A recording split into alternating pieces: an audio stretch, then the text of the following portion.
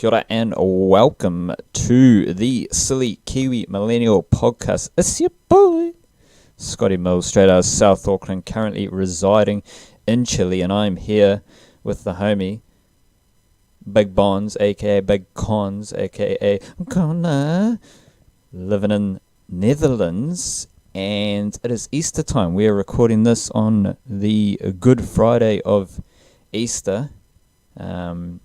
Pretty stock standard here, I think. I've seen a few Easter eggs and a bit of chocolate floating around. How's the old Easter buzz and the Easter bunny vibes over in Netherlands? Big Bone. Yo, what up? It is, quite similar to NZ, I guess. Some Easter eggs and Easter stuff floating around, but also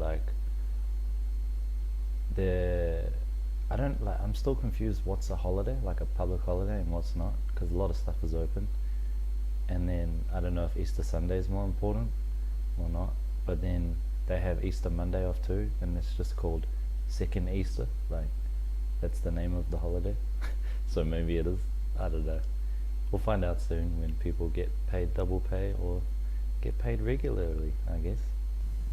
Yeah, it's the same situation here. Like I think I've said it on the podcast before, whereas I find out it's a public holiday when I wake up and or I go outside or I look out the window and there's just nothing happening. That's the only way I find out it's a public holiday, and I think it's the situation today.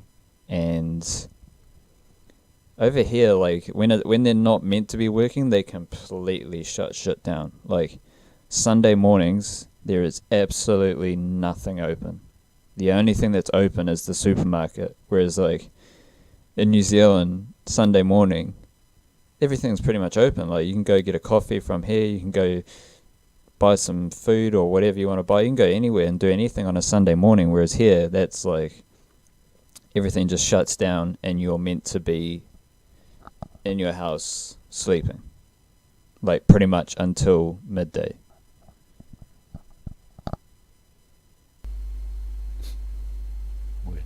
Yeah. Yeah, so apparently, but we're coming into summer here, so, or it's spring, but there's usually a lot of holidays here before and leading into and during summertime, so I just wake up and wait to see how bustling the city is. It's usually, you can tell by just the noise of kids or running around in the suburban areas, but in town there's so many people just wandering around and heaps more bikes on the road at a weird hour, because there's the usual morning rush to get to work on bikes. That's weird. And then the afternoon coming home, but it'll just be a lot of people riding bikes randomly around, Popping a few skids and whatnot.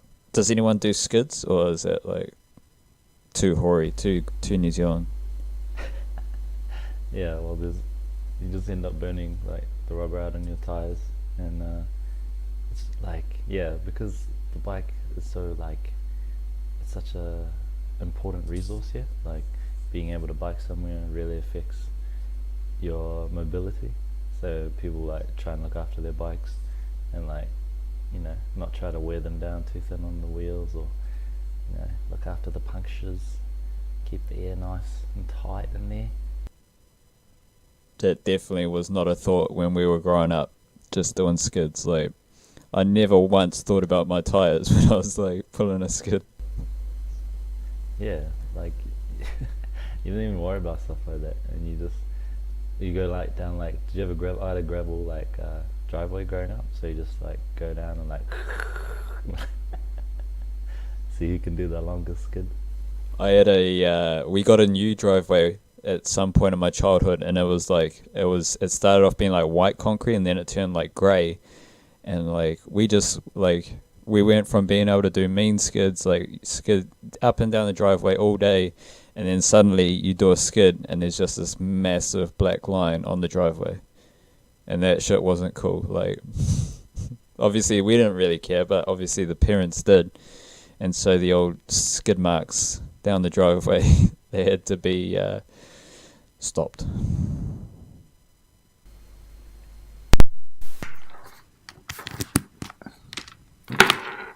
Sorry, I have to change my headphones there. Something was going wrong with that.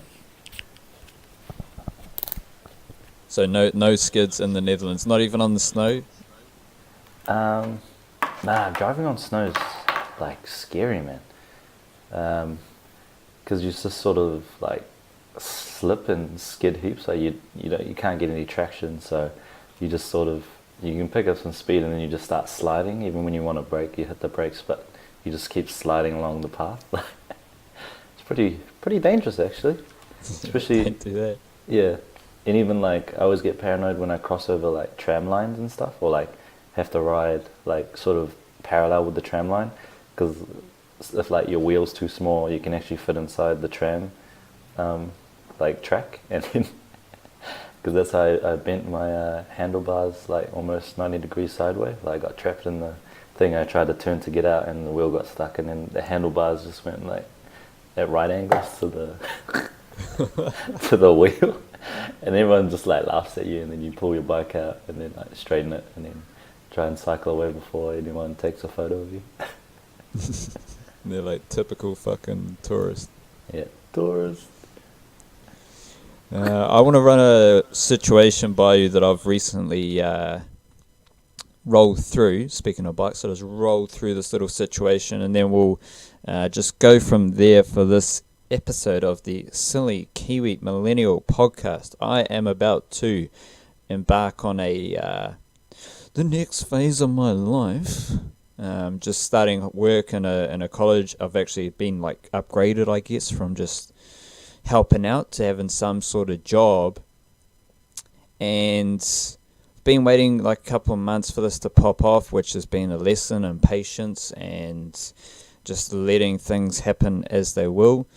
And over the last few weeks, I've been not frustrated, not quite as dramatic as being frustrated or angry, just a bit down buzz at how just returning from hockey trainings and stuff like that, I just felt like I wasn't quite I don't know the best word. One word is satisfied, one word is like fulfilled. When like I had one training that went excellent, it was awesome, and that reminded me like what I love about it, and then the other ones I've always come back and just been like, oh, okay, that was cool, and it just didn't have the same enthusiasm behind it, and this didn't like sit well with me, so I just like thought about it for a while, and I had to ask myself like why, like there's literally no reason for me to feel that way, because everything's great, everything's starting, I'm doing what I love to do, and so on and so forth. And then so this is kind of about the process I went through to getting to figuring out what was quote unquote wrong, and then the result from it. And so I went through the process. I was like, what's like actually happening here? And I was like, because I realized that I was like going into each training or each like situation with like plans in my head. And overall I've kind of approached this with having like a grand plan of like how I want this all to look. I want to start like an academy and like kind of stuff like that, which is ultimately based on my ego. And it's kind of how my ego speaking like, I want to do this and I want to do that and I want to like start all this stuff that's, it's going to help out these kids, but it's also going to reflect well on me. It's also going to benefit me greatly because I'm going to start something. But it's still based on my passion of helping other people and all of that stuff. But the ego was heavily present. And my understanding was that like that kind of, when stuff like that didn't pan out, which was completely unrealistic, just in like smaller training situations where I'd like come up with these mean ideas on how to like different drills we can do, different ideas we can explore, and kind of obviously that shit was never going to happen because for whatever reason, I don't quite know the reason, but just going in with some preconceived ideas from my ego of things I could do at the trainings, how the general situation was going to unfold, and that ultimately, like when that stuff didn't play out, that's when I returned from the trainings, and I was like, well, that was like a letdown, or that didn't like meet my expectations of the excitement I had leading. Like, so yesterday I went to the training, and the whole day I'm excited. I'm like, yeah, I've waited all week to go back to the training and like just be around the kids and enjoy what I love doing. And then returning from it, that feeling didn't match the excitement I had before. So that's kind of how I got to the situation. And then I came pretty much this morning, meditated, have a coffee, and I was just like, this was just bugging me. And I was like, I realized that the feeling afterwards was because my personal expectations weren't met. My personal excitement, my expectations of the excitement wasn't met. And that was because my expectations was strictly based on my ego. Like, my ego had created the expectations. My ego had created the situation that I don't want to say looking forward to, because I was looking forward to it for a whole bunch of reasons, but I guess the best way is to say I was looking forward to. My ego had created that kind of false reality, and then when that false reality wasn't met, that's when I became like disappointed, or I just had an empty feeling. So it's for me, it's literally been a crazy hour or 2 hours leading into this podcast, because I've just had this all flying through my head, and I've like been able to. And the reason I want to speak about it is because you just being able to recognize when your ego appears and when your ego influences how you feel. And when you understand that it's your ego and not actually you, then you can forgive yourself to some extent. You're not like, oh, I'm such a shit person. Like, that didn't meet my expectations. Like you reflect poorly on yourself. But when you understand that it's your ego, then you're like, oh, that's my ego. Fuck that. Like, let's get back to just me being me. So I don't know if you got any like questions about that or any examples of where you've seen your ego pop off, but that's kind of my starting point into a brief conversation about that. No, yeah, it's funny you talking about sport and ego. And just recently, I'm playing for the Amsterdam rugby league team over here. Their season hasn't started. There's only 4 teams in the comp, so it only lasts about 2 months over summer. And we've been having training in the off season like once a week on a Saturday, and it's been alright. I came into the team as an outsider. There's not a lot of guys in the team. We're short for numbers, but there's a dedicated core of about 10 at least, and maybe 8. But anyway, I came into the team like, oh, I didn't realize they had the sport over here, and went along and played a friendly match in the off season over winter, which was cool, getting to know the guys and just, oh yeah, it's just checking out the level. And like, the level's not great. It's probably not much worse than like a reserve side in Auckland playing, to be honest. Like, not as good as a reserve side in Auckland, but not very far away. So I was like, oh no, it's, decent. And I was like, oh well, I wonder what the trainings are like. And then I went to training, and then it was just I was a bit disappointed at the training. I was like, oh man, we've got people playing the sport here, trying to grow it, mainly expats, a couple of Dutch guys. And I was like, oh man, this training, we're just mucking around, just playing touch, and no one really knows what's going on. And then they try and make up a drill, but people don't get it, and there's all this discussion. And even when we play like touch or something, they'll just stop and be like, oh no, but you can't do this and do that. And then you have a discussion for 10 minutes about a play that happened, and then everyone's cold and frustrated, and you're just like, what are we doing here? So that happened for, the last sort of 4 months that I've been with the team. And then last week I decided, or 2 weeks ago we had a training, and I just got really frustrated. I was like, this is shit. And then I ended up kicking the ball away during the touch game because I was just frustrated at all the startedness of the whole thing, and everyone discussing, the rules of this touch game. That it's touch. It doesn't, like, these rules don't even matter. This isn't. We're here to play rugby league. And then I kicked the ball away, and then everyone was like, "What the fuck?" And then I put my head down, got the ball back, came back, and just like, "Oh, no, let's keep going, guys." And then we got a group chat and WhatsApp, and I was chatting to the guys, and I was like, apologies for my outburst, but I just, I know it can be better. And then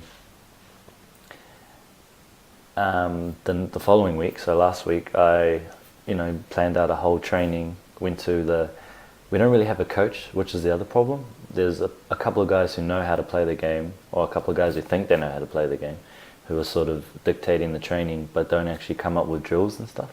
So they keep talking like they're the coach, and so I expect, like, they're gonna do well with coming up with drills and stuff. And then they prepare one drill, it doesn't go that great, and then you got a whole bunch of guys just like dicking around for an hour and a half.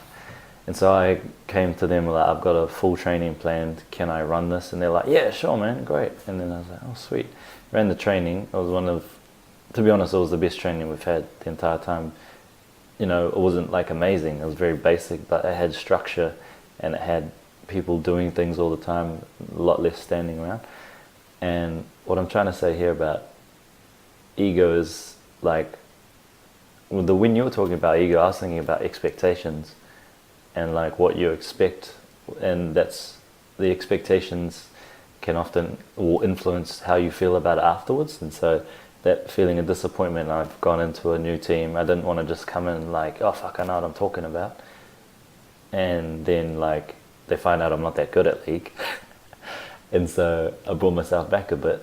But then when I realized that the guys who were talking real confident about it actually had no idea either, so I was like, these guys have an ego too, and they're building my expectations of the sport, or like the training, the team. And when they don't deliver, I get disappointed, but I also get frustrated. So on the flip side of, seeing people come in with an ego and not really front up with it, I saw it as an opportunity. Well, I know some things, I can, step up and present something and make it, make the training more to what my expectations would be, rather than being grumpy and kicking the ball away and looking like a little sook at training. Actually, do something about it to help the team. So yeah, when you're talking about egos, I just kept thinking about expectations, and sort of the expectations you put on yourself or a situation, and then if you have the ability to change it, then the only reason you're going to feel disappointed is because you didn't do anything. You can't get angry at other people or the situation. You can only control what you can control, and then that's the way to move forward to getting your expectations to be met. It's kind of crazy, because I'm kind of now that I've thought about this, and I'm approaching like really actually starting to work. So I'm, instead of helping out, 1 day a week, maybe 2 days a week, I'm going to be at the school 3 days a week, coaching multiple age groups, different boys and girls, and so on and so forth. So having thought about that and been at this point, like this juncture where I'm about to start this new time, I'm actually like real grateful that I've gone through this, because now I'm at the point where, and it's the crazy bit is that you actually did this, whereas I did the opposite. I kind of came in, and in my mind, even if it wasn't my actions, I came in with my mentality, whether it was at the start of this whole journey of meeting the college and all of that, or just having the mindset approaching this point where I'm at, where I'm about to start. Like, I don't think my actions match this, but in my mind I was thinking, gonna do this, gonna start this, and then we're gonna, in 5 years time, we're gonna have this great academy, we're gonna be the best like hockey school in Chile, I'm gonna like help these players represent Chile. My ego was speaking in my mind, and instead of doing what you pretty much did and just approaching it from a more sit back and observe, and then comes a point where if you've got changes or you've got different ideas to make, then you go down that route. So now I feel much more comfortable in the sense that starting this actual like job, perhaps maybe before I was going to come into this point and I was going to think like, right, from day one, I'm going to try and be like real hands-on. I'm going to try because I really love coaching, I've got like different drills written down, I've got like diagrams, I've got reasons, I've got all that stuff prepared, and I want to come in and I want to implement everything. Whereas now, having heard what you've said, having like gone through the little thinking process, I'm like, well, let's just take like a week, a month, just to like settle in, because it's a complete change of routine for me, and just really observe and just help and let go of my ego and just do whatever needs to be done and just be present in the moment and help out however I can, be the best me that I can be at every training in that very moment, and then later on actually come in with some ideas if that's what's required, and go about doing what you did, where you started a whole training session, and which I imagine was kind of beneficial. Whereas just comparing that to my mindset before, I was like, let's come in, bang, bang, bang, let's do this. Whereas now I'm just much more comfortable and kind of excited to just show up. And this again goes back to everything we've talked about for many episodes, being present in the moment, using it as a meditation and all of that stuff. Just really focusing on being there at that moment, doing the best effort that I can be, and in a way releasing the control, which I think is another aspect of the ego, releasing the control of trying to control how the future would play out with that specific like hockey coaching gig. Because I've got all these ideas, I've got these plans that's controlling it.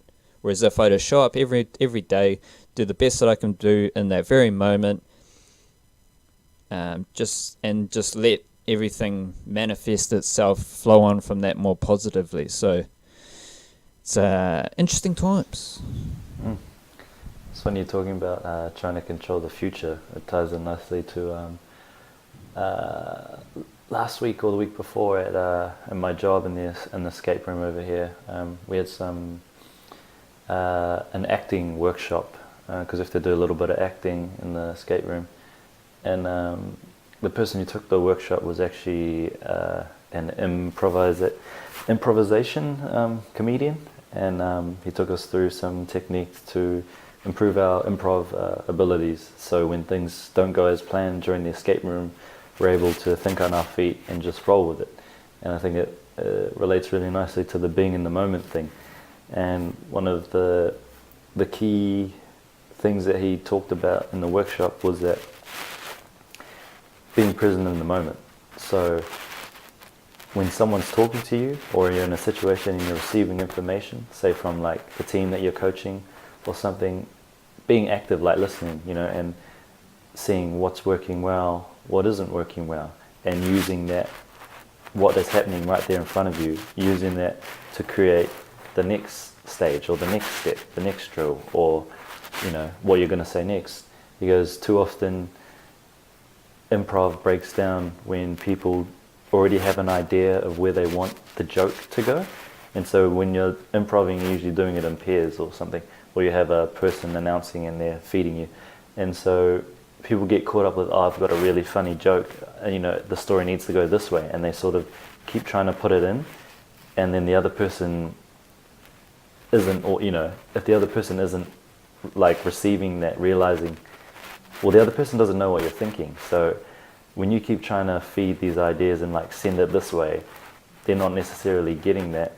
And because you're not actually listening to them, what they're saying in response to you, you miss out on cues, and you end up creating a breakdown in communication between your partner, and you end up, probably making a crap joke because you're too worried about trying to get to what you think is a good idea, then realizing there's good ideas happening right in front of you all the time.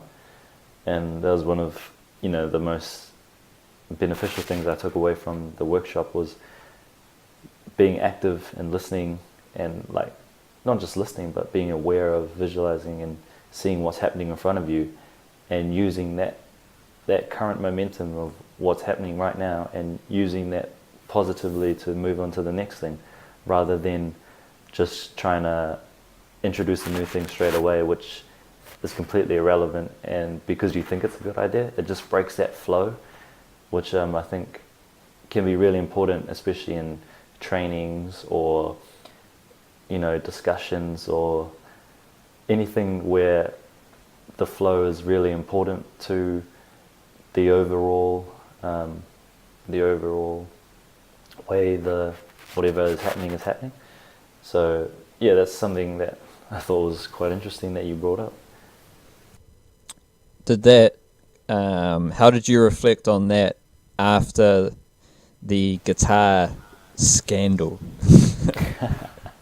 So you said when you're not present in the moment, you might miss out on the cues from your partner, and to me that just sparked the image in my head where your mate was playing the guitar and he was looking at you, but you were like drifting away in all sorts of different thoughts, and so you missed out on like the cues that were present in that very moment.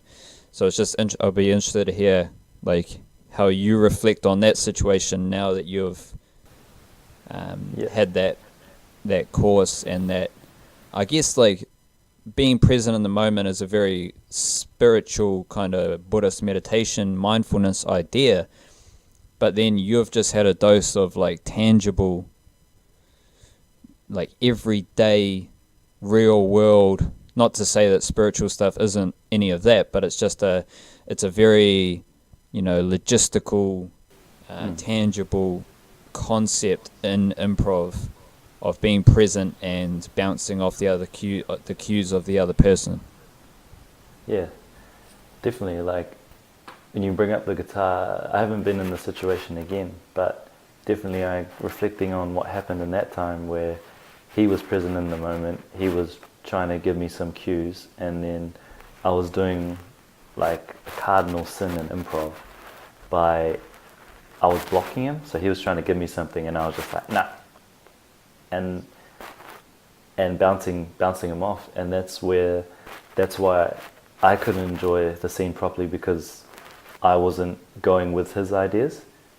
Like you usually have a leader and a follower in improv, so he could see that I wasn't comfortable leading, so he was trying to lead, and then he was trying to get me to follow him, but I wouldn't follow him, and so there was this weird friction between us, and then as I said, I just became more anxious and more nervous, and I ended up not doing anything or playing some crap sounds and sort of just trying to withdraw myself from the moment while it was still happening. Whereas now, if I was in the situation again, I'd trust myself to just go with it. It's something, there's something I guess something good when stuff's happening in the moment. You don't have time to criticize it or worry about it. You can reflect on it later, but while it's happening, you just enjoy it while it's happening, and you just keep the flow going back and forth. As long as you don't, just abruptly, block them and give them a nah, then everything will be fine. It'll keep going organically. And yeah, so if I'm ever in that situation again, it won't be super wow, I'm amazing now, but I definitely will take a better attitude than what I did the last time it happened, where I'd be open and trying to take cues off him and try things rather than just blocking him, because that's where it always breaks down. Did you go to the improv class? Was it purely coincidental that you went to the class after that situation? Yeah, it was coincidental. The manager at my job said, just want to give you guys some more tools for acting in the escape room. So most of the other operators in the escape room all came, and we all just went through the workshop as part of the job. Yeah, it's funny the because we did a lot of improving and like practice. So the leader of the workshop would just be like, "All right, Connor, you're up. You're giving a PowerPoint presentation on arm wrestling." And then it's like the fear you have just before it starts happening is like crazy. I was so nervous, like, fuck, what am I gonna do? And then as soon as he's like, action, and then I was like, pulled myself into the presence of the moment, and it's like, arm wrestling. As you can see, I'm one of the top athletes in the world of arm wrestling, as you can see by this physique. And obviously it's not the physique that really counts, it's technique. And so as you can see on these slides here, here's a few tips that I would like you to learn about in order to increase your potential in winning arm wrestling. And the feedback I got from the rest of the class and the teacher and they're like, man, that was really good. Like, we fully believed you. We thought you were an arm wrestling expert and knew everything. And then they're like, how did you feel? And I was like, man, I was so nervous. And they're like, well, it didn't come through. And it sort of made me realize that the fear of doing something is never as bad as actually doing something. It's like when you jump, go to the edge of the diving board and it's really high and you're a bit scared. But as soon as you jump, you take that step and you start falling, it's never as bad as the idea of falling or the idea of jumping off. And I think that's an important lesson for this day and age, is people worrying too much about the future or worrying about what will happen if they do something. And all you really need to do is just take that step, jump, buy a ticket, leave the country, apply for a job, go to an interview, pick up a new sport. And it's not always, rainbows and butterflies when you jump off, but it's a lot better than standing on the edge and just thinking about it. And to be honest, that's when stuff actually happens, when you make that jump, You can just talk about it as much as you want from the edge of the diving board, but it's not until you take that leap off that things start to happen. And once they do start happening, and you're present in the moment, you're in free fall, you can't do anything else but embrace it. That's when the good stuff happens. I've gone from having nothing to say to having a billion points to say, so we shall begin with. I think that is why, so going back to the kind of first point you made, how people say like, oh, I'll just wing it. Whether it's an exam, whether it's a performance, whatever it is, I'll just wing it. That's an actual thing, because what that person is doing is putting themselves in the very moment and trusting that whatever comes in that moment is the best thing that is meant to come in that moment. Whereas, like, when I'm doing a speech, much similar to you, like, if I have to prepare for the speech, I'm more nervous. Whereas if it gets, like, sprung on me, like, I was thinking, like, of what would I be doing in that situation that you're in with the PowerPoint. I was like, that would be, like, way better to me, like, than having to, like, okay, next week we're going to have to present, you're going to have to, like, do this and this.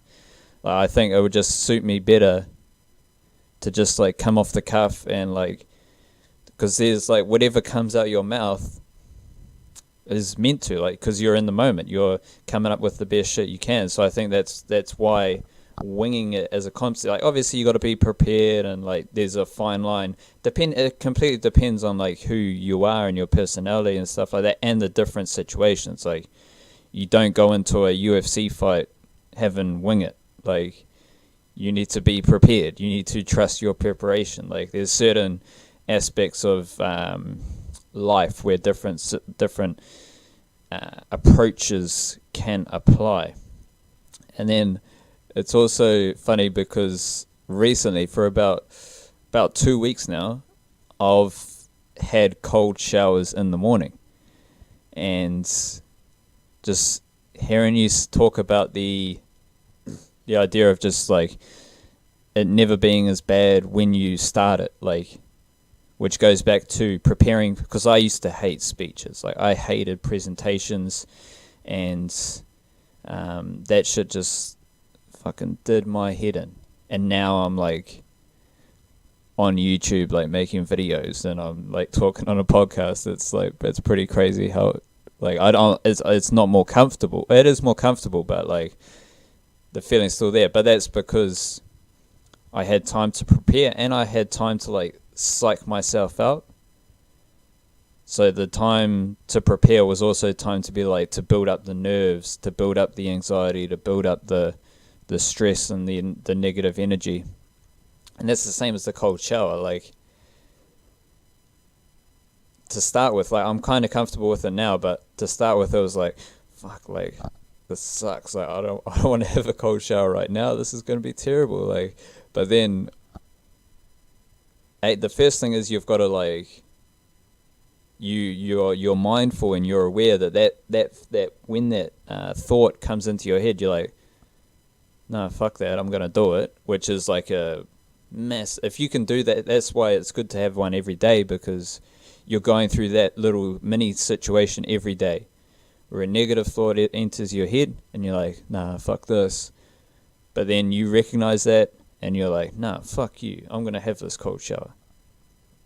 And then you have the cold shower, you step in, and like, you realize that it is literally just cold water. There's nothing else to it. It's just cold water. You're not going to die. It's a little bit uncomfortable for a second, and then you control your breathing, and like a warm sensation. Like suddenly the water feels a little bit warmer, and it's all good.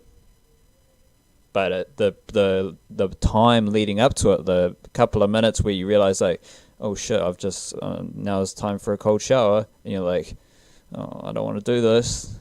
That time leading up to it is the most stressful. But when you start it and you like afterwards, you're so grateful that you've done it. You just feel so good. So it's just weird because I've started that. Fuck, we live in the same like synchronistic energy vibration, because so much shit is just happening in synchronicity. But I've just started that like in the last like 2 weeks, and there's health benefits and shit like that, but it's more the mindset of being able to do it every day. And then the thinking about the future and you're worrying about that has been a massive work on for me, to the point where like I just find myself every day like in my journal just writing like, just got to keep working hard on staying present in the moment, because I always catch myself thinking about the future. And that's pretty much the crux of the issue with the hockey situation, because I find myself like drifting off into the future and being like, well, can I like extend my visa? Like, how can like that situation play out? Knowing that my visa will be up at some stage this year in September, and like I'll have to like, what do I do with the hockey situation?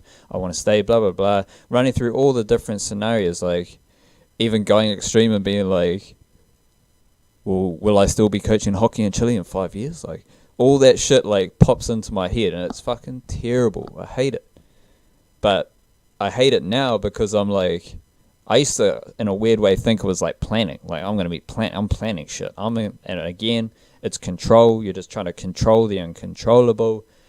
Whereas now, I'm like, pretty much doing everything you describe, and you just like, I'm mindful of that, and trusting that if you stay in the moment and don't think about the future, everything just manifests itself perfectly as it should be, instead of, again, going back to the hockey situation, because I think of the future, because I have plans and I try to control the future, when those plans and that control and the future isn't how I envisioned it, then it's a disappointment, because the reality wasn't up to my own expectations, or it just didn't like meet my crystal ball abilities. So that's strictly where the disappointment and the negative energy comes from. So now I'm aware that like if I just stay in the present moment, I'll never be disappointed, because I'm just enjoying what is right now, which is fairly huge, I believe, in my lifetime. Yeah, man, crazy.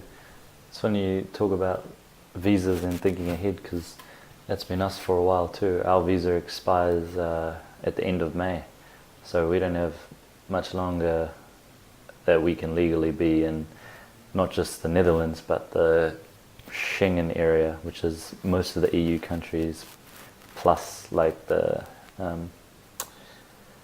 the Nordic ones and stuff in Switzerland, but not the UK anymore. So we're getting worried about, how do we extend our visa? We want to stay here. It was influencing what type of commitment we could make to jobs, and it wasn't, until we're like, no, we'll do what we can about the visa situation when we can. For now, let's keep enjoying, the jobs we have, the people we're meeting, go to parties, go to events, go see, just do some sightseeing, travel around the country. We didn't want to let that fear of we might have to be out of here soon, we should save our money, be really conservative, and just in case everything goes wrong, we shed that mindset, and we've been enjoying every day as it happens and saying yes to things, which, I mean, it's stupid to bring it up again, I just thought of it, but it's the improv thing. It's saying yes when your partner, or in this case the situation, says like, we're not sure if you can extend your visa. And then we say yes, and that's cool because we can still be here for now, and so we're going to enjoy our time now. One of the other key things from the improv class that I did was saying yes to when the situation, gives you some information, or your partner gives you some information. You don't want to block it like I did in the guitar scenario. You just go, yes, and also this. Never yes, but, or no, but. It's a yes and add to it. So you take it, whatever it is, for what it is, and take something positive out of it. Use it. Use it to facilitate something else great for you to happen. And that's what we've been doing in the visa situation. And then we realized, we can't be too cavalier with our time left, so we have gone to see a lawyer, and at first it was a bit disappointing because he goes, the visa that you're trying to apply for, there's, less than 1% chance you'll get it. It's really hard, it's really expensive, and I wouldn't recommend pursuing that avenue. And then we're disappointed, and he goes, but here's a different route. It might be possible for Haley, my partner, to get Dutch nationality, in which case we could stay here as long as we wanted. And so, we took that information and we're like, well, it's not what we thought it would be, but there's something else we can do. And so we've given him all the information, and now it's in the lawyer's hands to see if he can work something out. And so for now, we've just, we've let that look after itself. Okay, we were present when the lawyer was there. We gave him the information he needed. He talked to us, communicated back nicely. And now that it's, out of our control, we're just worrying about the things we can control. Eating some good food, seeing some good films, meeting up with cool people, going to work, doing whatever. Just enjoying the life that we have left here, which might be extended, it might not, but we're not going to live our life in the future, by giving up the present. So it's another great thing about being in the present and letting, not being so stupid about the future where it'll work itself out, putting the effort in when it's time to put in effort, and when it's out of, when it's out of your basket now and you can't do anything, let it go and keep continuing to enjoy what you can control, which is every day. It's one of my most used Spanish phrases, I guess, is sí pero, which is yes but. And I just realized that when you were saying about the yes and the yes but, it's literally one of my most frequent, and it's kind of a joke. It's like sí pero no. But it's just so true, and it would be interesting over the next coming weeks, because that's the other thing, I just haven't been able to speak much Spanish because I just haven't like interacted with many people. Because I've been in this like hibernation kind of going within phase, whereas now I'm going to be dealing with children pretty much Children 3 are the days a best week. to learn off, man. Yeah, but it's just like it's going to be so interesting to kind of approach the conversation with that in mind, of being like yes and leaving it open. Like, what's the like kind of explanation for the yes and? Is it to like leave the conversation open, or It's just more of as a mindset for you. You don't always have to say it, but it's the thinking when, like, often during the improv class, like we were telling stories, one word at a time, or we'd say a sentence, they say a sentence. It often didn't go the direction you thought it would go. Like, you'd say a word and then you'd expect it, okay, I've got my next word ready, but then they say a word that doesn't make sense with what you were going to say. So you're going to have to go, oh, yes, and this is what I have to say in response, rather than being like, yes, but I wanted to say this. It's sort of, rolling with the punches, and always like accepting what the other person is saying and then giving something back to them. Not responding to them with what you want to respond with, actually listening to them and giving a response to what they're saying, rather than a predetermined response that you decided without even listening to them. Like, there's people who ask you questions like, how are you?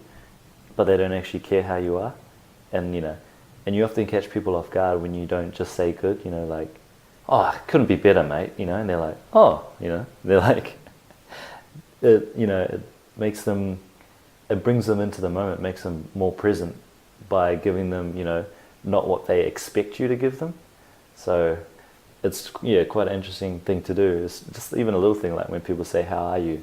Don't give them oh, good, thanks, unless you want, you just want the conversation to be that. But it's people, most people respond well to it because they hit you back with the yes and, because they're like, oh wow, he's not feeling good, he's feeling great. And they're like, and why is that? It's a good way to keep the conversation flowing, rather than a yeah, good, thanks, just like a yeah, but, or a block, So that's the whole idea behind the yes and. It's listening to what they're saying and using it to promote the conversation.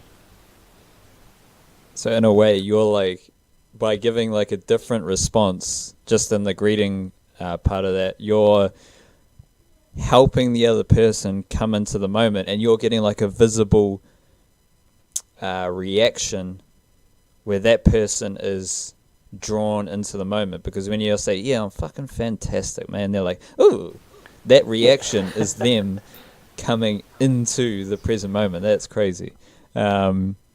You're the yes and, like, that's a very like linguistic. It doesn't sound natural. Yes and doesn't sound natural. Well, it doesn't to me. It feels weird, yeah. So it took me some adjusting, but because I get the idea behind it, I feel comfortable saying it.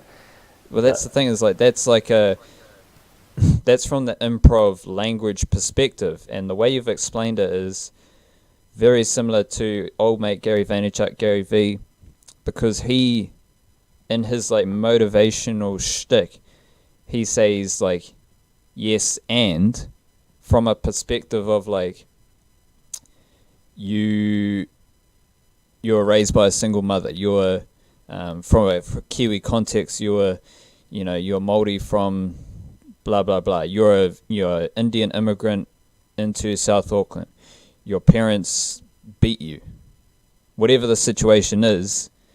His thing is yes and, because like that's not a reason to like stop you.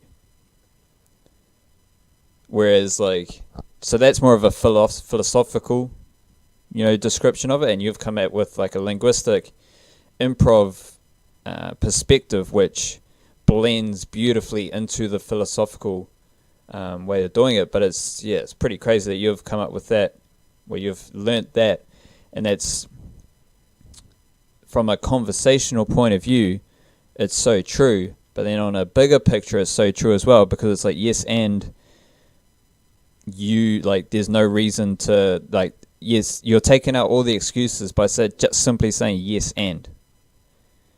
Whereas if you say like, yes, but that just closes all the options and all the like, just, it brings in excuses. It encourages excuses. Like, it's such a shit way of looking at it. So I think, bringing it into your everyday dialect of saying yes and could probably, like, open up so many other opportunities, or just, like, within your mindset of viewing situations like yes and, yes and, yes and.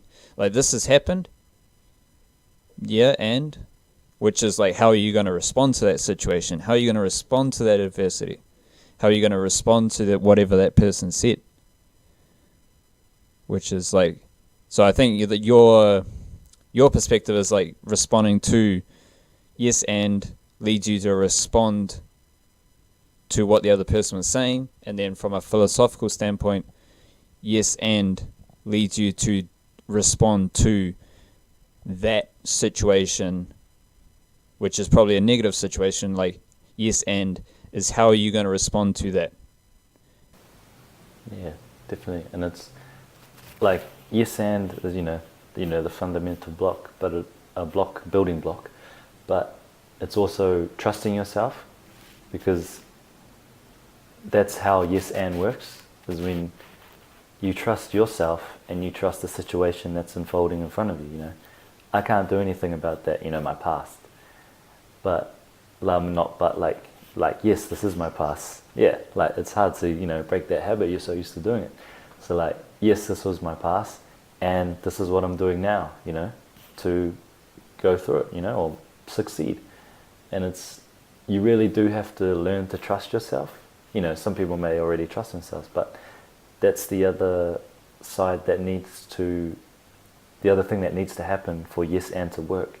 Because if you don't trust yourself when you're saying yes and, it comes through, in your body language, or you overthink things, and then you come up with a response that you're not really happy about, and then you get worried about that response, and then you're thinking about that response while the person is already responding to you.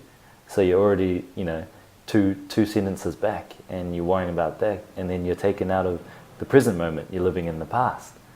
So it is trusting yourself and saying yes and believing whatever you say, and trusting that whatever I said was the right thing to say, and now I'm going to listen to what they have to say, rather than saying something and being like, oh, was that the right thing to say? Maybe I shouldn't have said that. And while you're thinking about that, they're replying to you, you miss that completely. So it's important to say yes and, but it's just as important to trust what you say after that yes and believe in yourself. Believe in yourself. You can fly. How are you gonna follow that up with your final piece of wisdom? How are you gonna? You just dropped the believe in yourself bomb all over the Silly Kiwi Millennial podcast. So how are you gonna top that with your not weekly, your routinely traditional piece of final wisdom from Big Bonds? Yeah. Final piece of wisdom from Mr. Big Bonner is trust the process, but trust yourself more. It's not about things happening and you being like, just being like, oh, that's the way it's supposed to happen, I'm not going to do anything. There's so much that depends on what you put into a situation, and it's important to work out, and work out what parts you can control and what parts, you can't. Because as soon as you know what you can control, as soon as you know your like little area of like, okay, I can control this part, so it's up to me to influence this part. And if you worry about, your little area that you can control, things will happen around you as a result of that. And then it's, in an abstract way, I'm saying, that live in the present thing. If you just worry about what's in front of you, then the rest will take care of itself. It's a theme that we've talked about a lot throughout our podcast.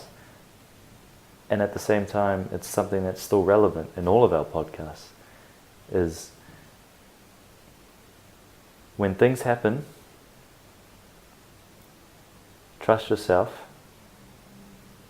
do what you can do, and the rest will take care of itself. Absolutely beautiful from Big Bonner. Big Bonner now. I'm going to take that forth into